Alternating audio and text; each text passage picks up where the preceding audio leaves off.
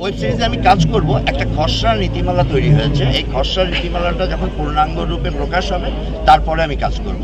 আমি নীতিমালার মধ্যে দিয়ে কাজ করতে চাই, আমি নীতিমালা বহির্ভূতভাবে কোনো কাজ করতে চাই না। অসংলগ্ন ল্যাঙ্গুয়েজ ইউজ করে যে ওটিটি প্ল্যাটফর্মে যে কাজগুলো হয় এগুলোর ঘোর বিরোধী আমি। এই জন্য অনেক আগেই আমি ওই কাজ করতে পারতাম, কিন্তু আমি করিনি। বিকজ একটা নীতিমালা যখন স্টাবলিশ হবে আমি তারপরে কাজ করব, আদারওয়াইজ নট। নাটকে আসলে ভাইরালের জন্য কথা বেড়েছে ঠিকই আছে, কিন্তু মানে অসংলগ্ন কথা কিন্তু নাটকে নাই। টেলিভিশন নাটকে কিন্তু এখনো অসংলগ্ন কথা দেখা যায় না।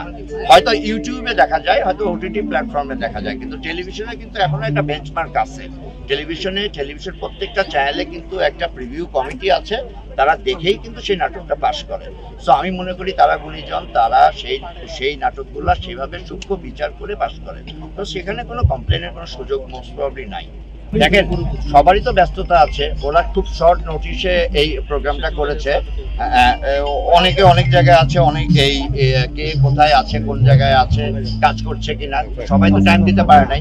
তারপরেও অ্যাজ পার মাই নলেজ গোজ, আমি যতদূর জানি যে 350+ নাট্য নির্মাতা এখানে আছে।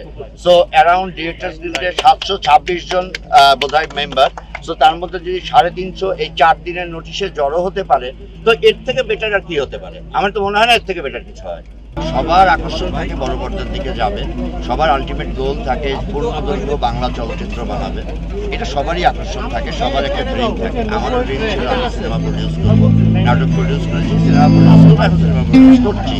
তো আলটিমেটলি একটা ডিরেক্টরের লাস্ট স্টপেজটা কিন্তু সিনেমাই। তো আমি ওয়েলকাম করি সব ডিরেক্টরকেই, যে ভালো বানাতে পারবে, যে কাজ করতে পারবে, যে নিজেকে কিউব মনে করবে, সে অবশ্যই সিনেমা বানাবে। এটাকে ওয়েলকাম করা উচিত।